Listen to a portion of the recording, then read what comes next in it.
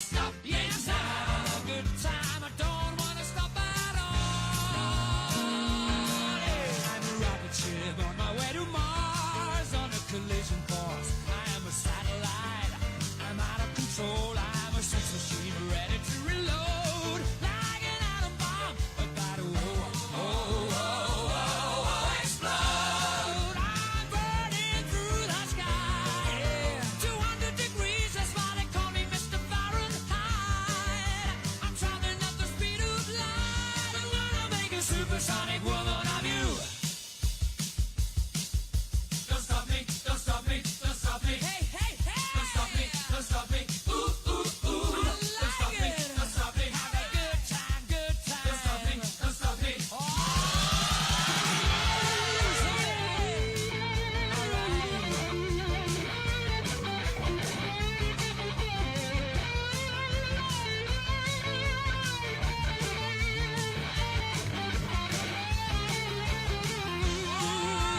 Burning through the sky. 200 degrees, that's why they call me Mr. Fahrenheit. I'm traveling at the speed of light. I wanna make a supersonic man out of you. Don't stop me now. I'm having such a good time. I'm having a ball. Don't stop me now. If you wanna have a good time, just give me a call. Don't stop me now. I'm having a good time. Don't stop me now. I'm having a good time. I don't wanna stop at all. Check, check, check, check, mic check, mic check, mic check. Mic check for press, mic check for press. Myrtle Beach, February 21. Mic check, Thursday, February something. Mic check, press, press, press, press, press. Fox News Nation, NBC, locals. Everybody good, solid, clean, clean, clean, clean, clean. Thumbs up, we like thumbs up. Alrighty, thank you.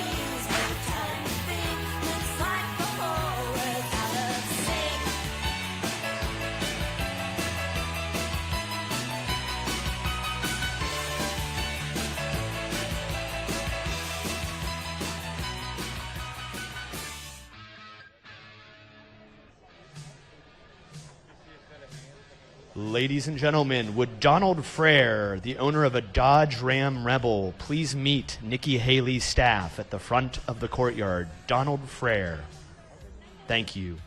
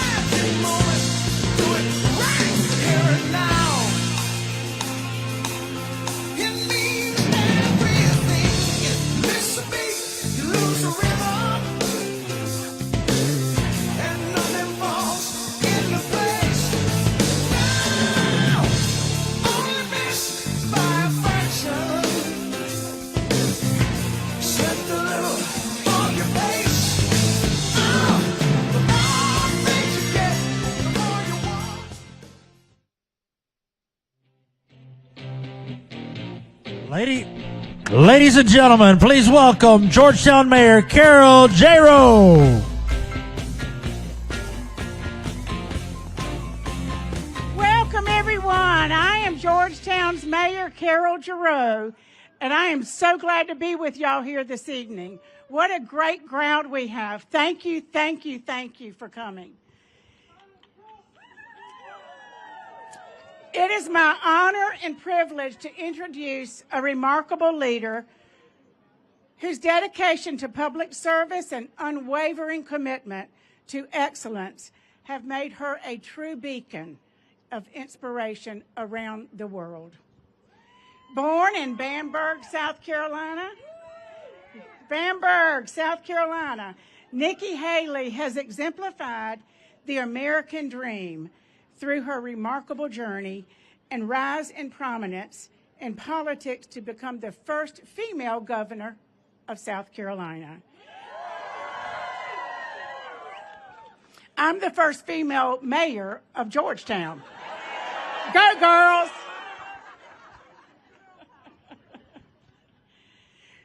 There she garnered a widespread acclaim for her bold leadership, principled decision-making, and tireless advocacy for the people of her state. During her tenure, she implemented significant reforms, revitalized the state's economy, yes she did, and earned a reputation as a fearless champion of conservative values. Her exceptional leadership led her to an appointment at the United States Ambassador to the United Nations, where she became a leading voice for American interest on the global stage. She navigated complex international challenges, championed human rights, and promoted peace and stability in some of the world's most volatile regions. Today, as we face new challenges and opportunities, Nikki Haley continues to be a voice of reason, a champion of freedom, and a tireless advocate for the principles that unite us as a nation. So, my friends, it is with great pride and enthusiasm that I ask you to join me in welcoming a shining example of South Carolina's finest, the next President of the United States, Nikki Haley!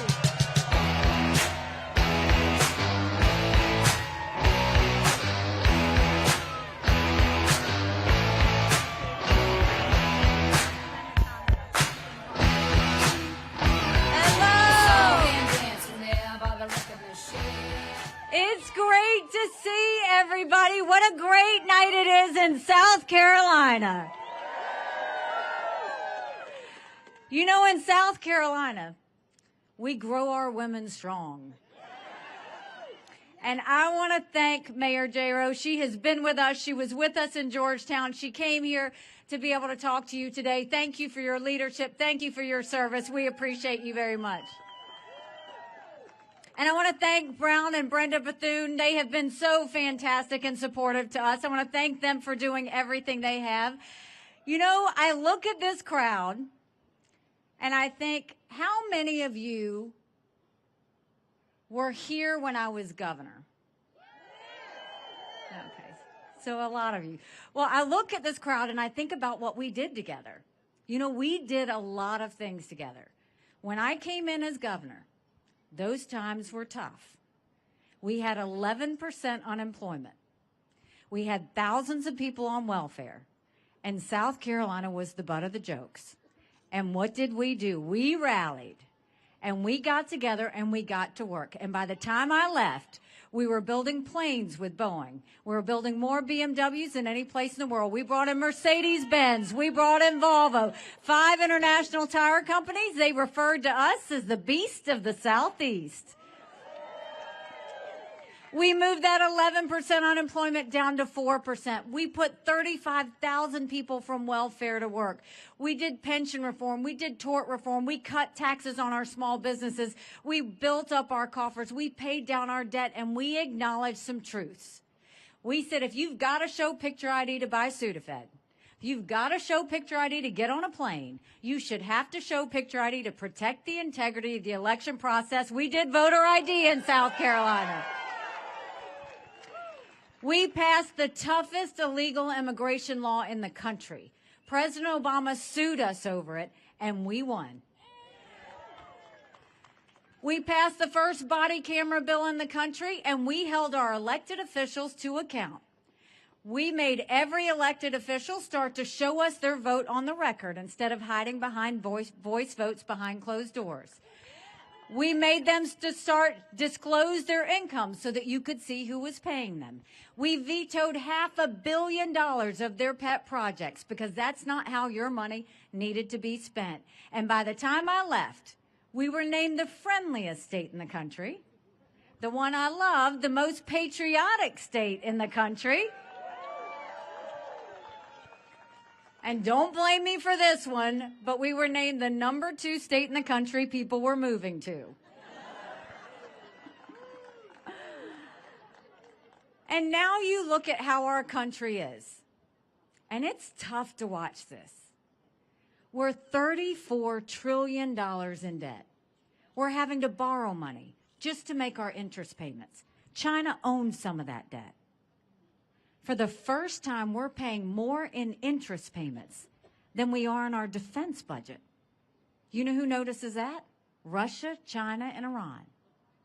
Something's got to give. And I would love to be able to tell you that Joe Biden did that to us. But I've always spoken to you in hard truths, and I'm going to do that with you tonight.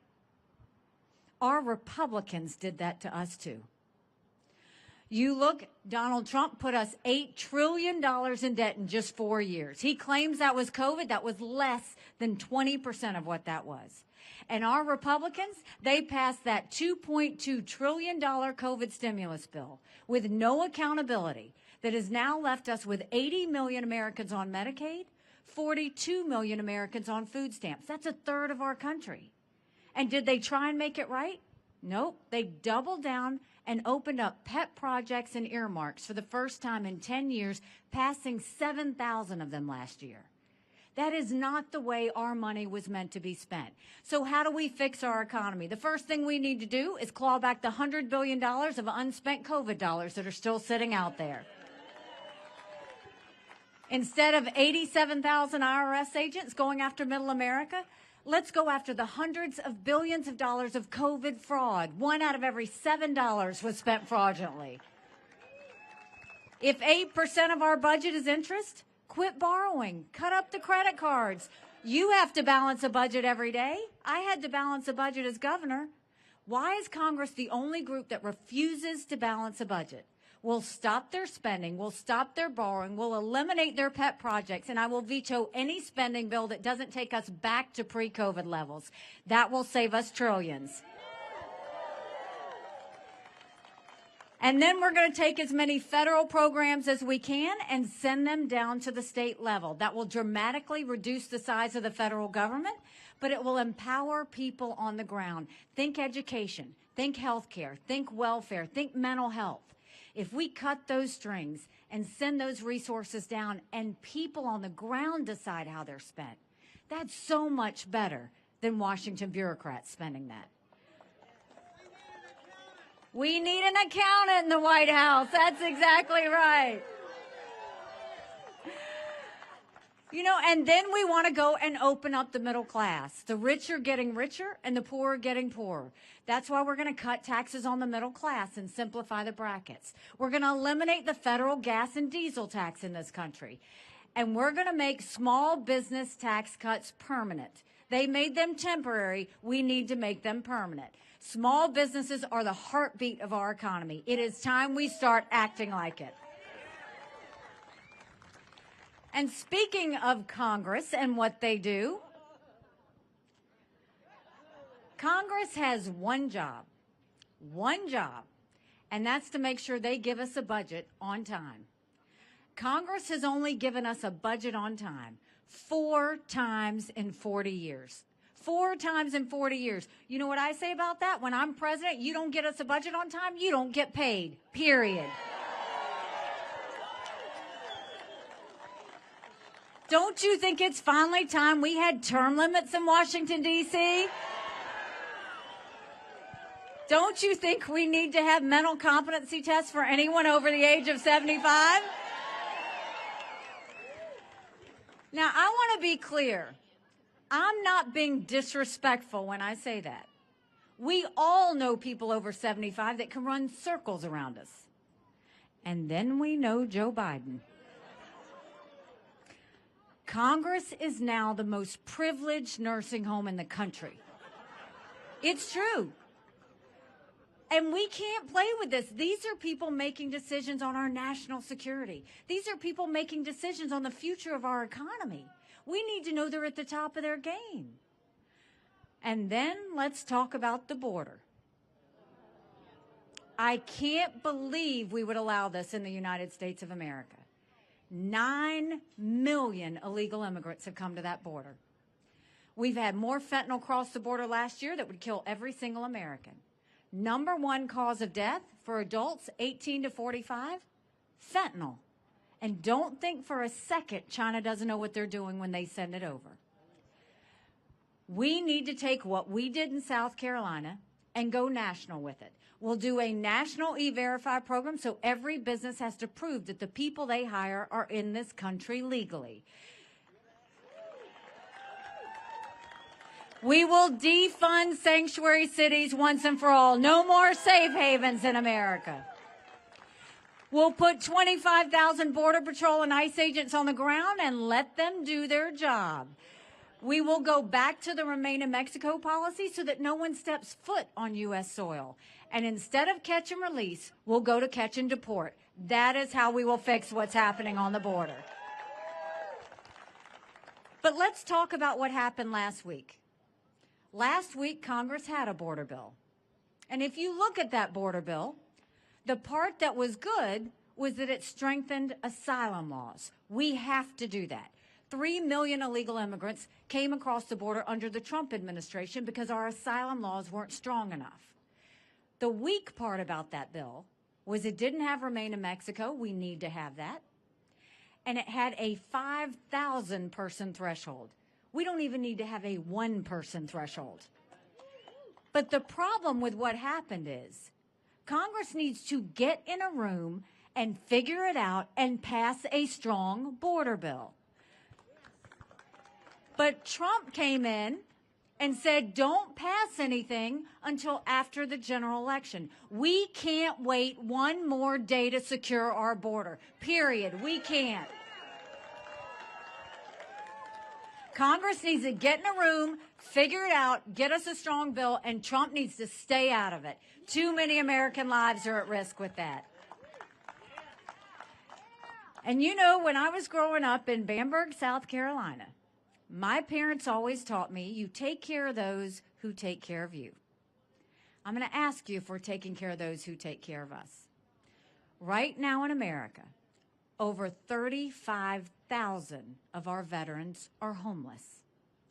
1 in 3 suffers from PTSD or thoughts of suicide. We lose 22 heroes a day to suicide.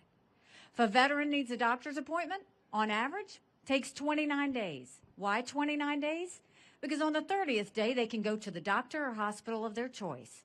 So midway through the 29 days, they get a call to reschedule, and the clock starts all over again. It is shameful how we treat our veterans. Now, I'm the proud wife of a combat veteran who served in Afghanistan. And when Michael came home to us, that was a lot of prayers answered. But that was the easy part. When we got home, life got hard. Michael couldn't hear loud noises. He couldn't be in crowds. Life had passed him by for the year that he was gone, and the transition was tough. We can't just love our men and women when they're gone. We got to love them when they come back home, too.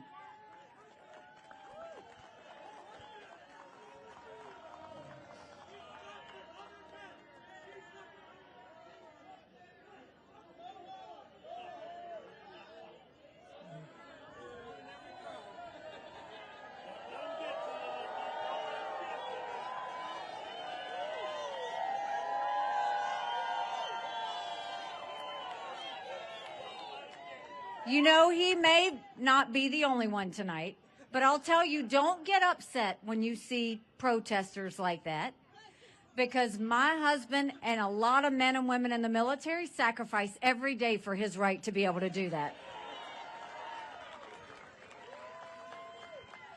So getting back to talking about our veterans, we need to make sure that we don't just take care of them for the 2-week transition. Let's take care of them for the long haul. We need telehealth so they can get the mental health care they need right when they need it. They should be able to go to the doctor or hospital of their choice. They've earned that right.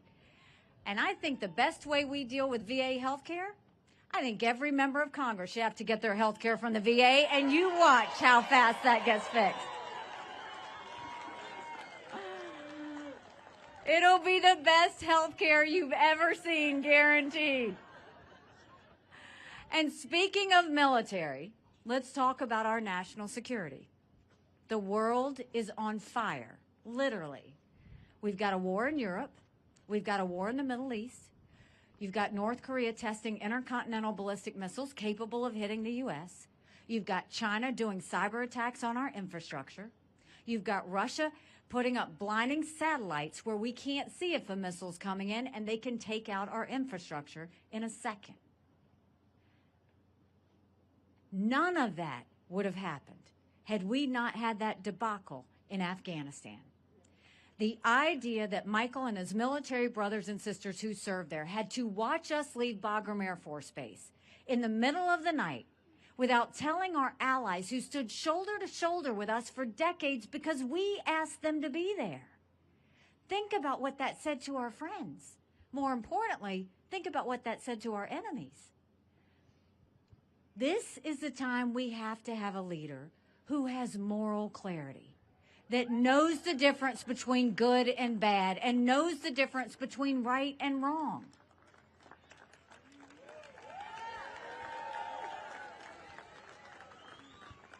We need a leader whose total focus is to prevent war. It's always got to be about preventing war. And I see what Donald Trump said in Conway over a week ago. Think about this.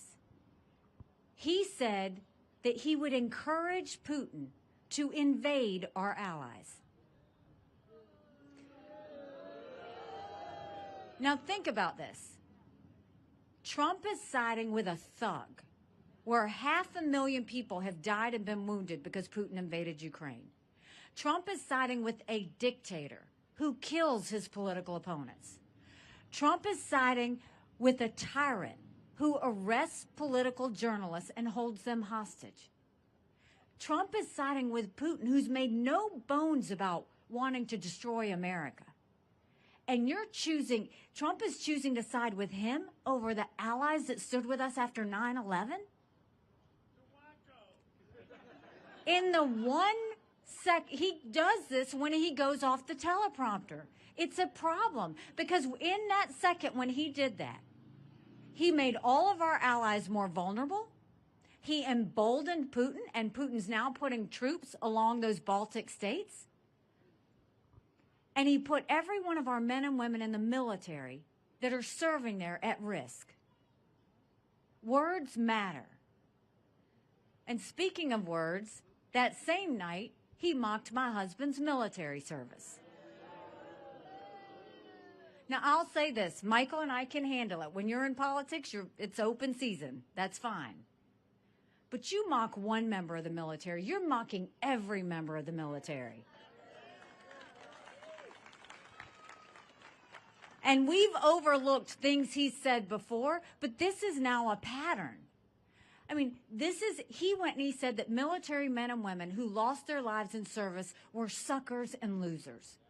He was at Arlington National Cemetery and said, what was in it for them? He's never been near a uniform. You think about it. He's never put on a uniform. We all know veterans. We all know people who've served. We all know people who've lost their lives to service. They don't do this for kicks and giggles. They do this because they know freedom's not free. They do this because it's bigger than about themselves. And so when he does that, it's because he doesn't understand military service. And if he's never been near a uniform, and he's never understood what that kind of sacrifice means, that says a lot more about him than any member of the military.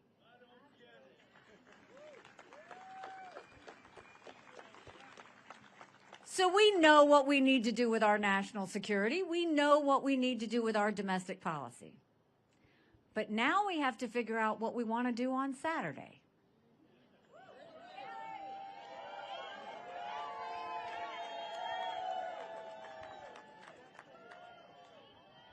You know, I was looking at the TV the other day, and I saw a commercial that Trump was running against me, which is interesting because he says he's not worried, but he's running commercials. And in that commercial, I was looking, and everything he said was a lie. He said, I wanted to open borders. He said, I wanted to raise taxes. Then he sent out a text message apparently yesterday telling everybody I wanted to cut Social Security. None of that is true, and he knows it.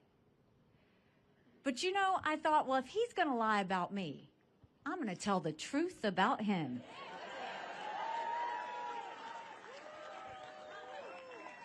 Because he needs to answer why he proposed a 25-cent per gallon gas tax increase. He needs to answer why he now wants to raise taxes on every American family by 10%. He wants to put tariffs on everything from baby strollers to appliances. It will be $2,800 more per year on all of us.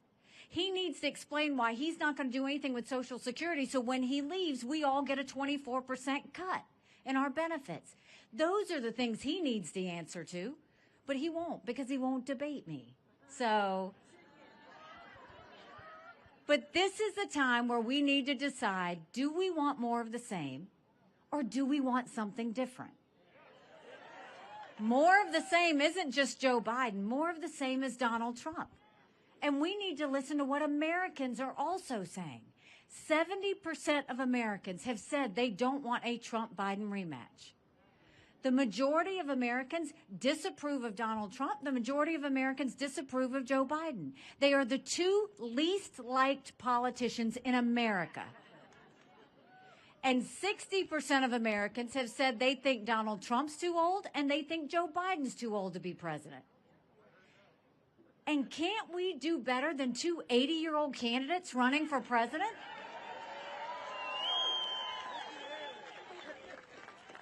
We need someone who can put in 8 years of hard work, day and night, do whatever it takes to get the job done. No drama, no vendettas, but real results for the American people.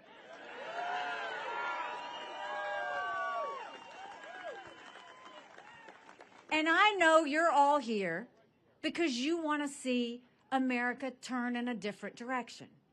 You want to see America normal, right? But this is what I'll tell you. The only way we can do that is if we win a general election. And the problem is, Donald Trump can't win a general election. Look at any of the polls. He's down by 5. He's down by 7. On his best day, there was a Marquette poll that came out today. He's margin of error with Joe Biden. I'm in every one of those same polls. That Marquette poll has me beating Joe Biden by 18 points. 18 points. That's bigger than the presidency. That's House, that's Senate, that's governorships, that's school boards. But you win by double digits. That's a mandate going into D.C. to stop the wasteful spending and get our economy back on track. That's a mandate to get our kids reading again and go back to the basics in education. That's a mandate to secure our borders with no more excuses. That's a mandate for law and order in our cities. And that's a mandate for a strong America that prevents wars that we can all be proud of. Don't you want that? Because we could have that. But in order to have that, it's going to take a lot of courage. Courage from everybody here. Courage for me to run. And courage for every one of you to know, don't complain about what happens in a general election if you don't play in this primary. It matters. It matters. You know, 7 months ago, I dropped my husband Michael off at 4 a.m. for another year-long deployment. And I watched him and 230 soldiers pick up their 2 duffel bags of belongings to go to a country they'd never been, all in the name of protecting America. They're willing to sacrifice their lives and their families because they still believe in this amazing experiment that is America. So if they're willing to sacrifice for us there, shouldn't we be willing to fight for America here? Because we have a country to save. But we also have to think about, who are we doing this for? We're doing this for our kids, for your grandkids. Think about what they've been through. They've been through COVID. They see this debt and they don't know what it means for them and their lives. They don't know if they're going to be able to buy a home. They don't know if they're going to get a job. They don't know how they're going to make ends meet. They're fearful of a war. They don't deserve what's happening right now. And right now, what do they hear? Anger, chaos, hatred of one another. And then we wonder why there's so much stress, anxiety, and depression. We've got to do this for them. Under Joe Biden, it's not normal to go and have schools focus more on gender pronouns than they are on reading and math. It's not normal to have illegal immigrants come across a border and no one stop them. It's not normal to have these wars all over the world. But then you look at Donald Trump. It's not normal to pay $50 million in campaign contributions towards your personal court cases. It's not normal to mock the military. It's not normal to go and choose the side of a tyrant over our allies. It's not normal to have any of this happen. That's the problem. Both of these men give us chaos. And I look at this election. It's been a year since I announced I was running. We had 14 candidates in the race. I defeated a dozen of them. I just got one more I got to catch up to.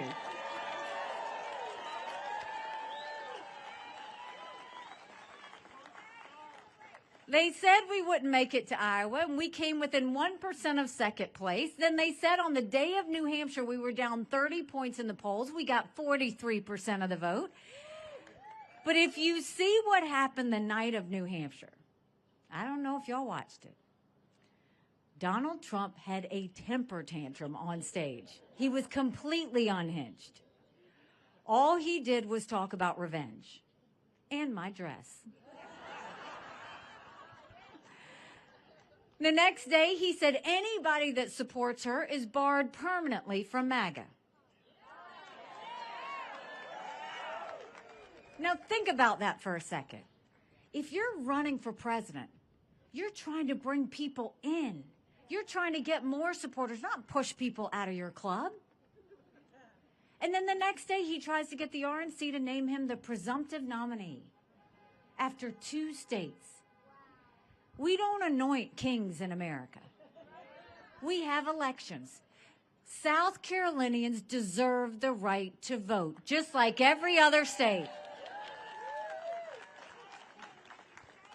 But the part that bothered me was whether it was, and then he lost a couple of court cases, and he was talking about being a victim. But the part that bothers me, whether it was the night of New Hampshire, or whether it's him talking about being a victim, at no point has he ever talked about the American people. He's not talking about the fact that we're $34 trillion in debt. He's not talking about that only 31% of 8th graders in our country are proficient in reading. He's not talking about all of the influx happening on the border. He's not talking about the lawlessness in our cities. He's not talking about wars around the world. All he's doing is talking about himself. And that's the problem, is it's not about him. It's about the American people.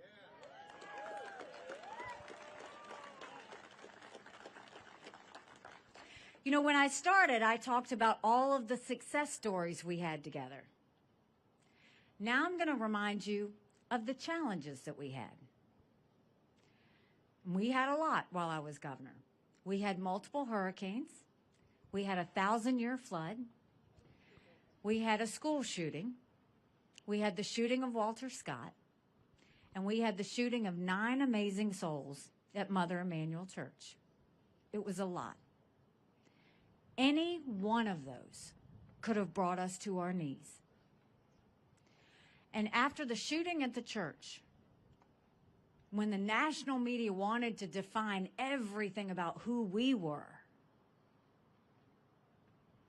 and it was on the heels of Ferguson, and cities were burning when we turned on the TV. Why didn't that happen to us?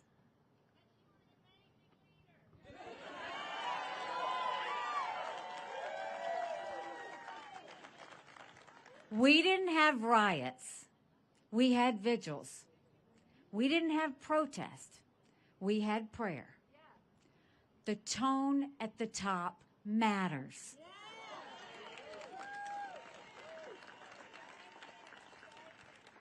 We removed a divisive symbol not by saying who was good and who was bad or judging people.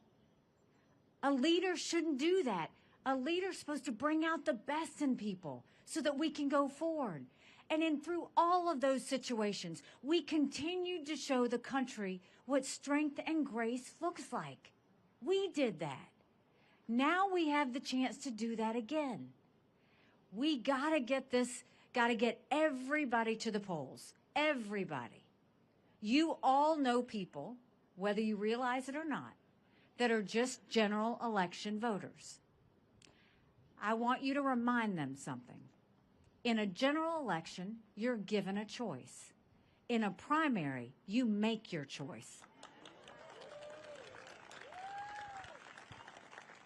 We have a chance to make our choice. So this is what I need you to do. I need you to get everybody you know to go vote on Saturday. I need you to take a yard sign, and if you can't put a yard sign in your yard, put it at the back of your car. And I need you to make sure that you let your voices be heard. Tell your friends, tell your family, email everybody, text them, all of that. This is the time South Carolina can really step up and show the direction that we want our country to go in. I believe in you. I've always trusted you. I've always known that South Carolina truly is the best state in the country. You know, when I announced, they asked me why I was running. And I said, my parents came here 50 years ago to an America that was strong and proud and full of opportunities. I want them to know that country again. I'm doing this for Michael and his military brothers and sisters because they need to know their sacrifice matters. They need to know that we love our country. I'm doing this for my daughter who just got married, and I saw how hard it was for her and her husband to buy a home. The average home buyer in America now is 49 years old. The American dream is leaving them. And I'm doing this for my son, who's a senior in college. And I am tired of watching him write papers of things he doesn't believe in just to get an A. That's not us. That's not America. And for the first time, 81% of Americans don't think their kids are going to live as good of a life as we did. We can't be okay with that. I'm not okay with that. We do have a country to save. But I'll promise you this, just like I did when you elected me governor twice, if you will join with me in this movement, if you will join with me in this fight, I will spend every single day proving to you that you made a good decision. Thank you very much. God bless you. Thank you.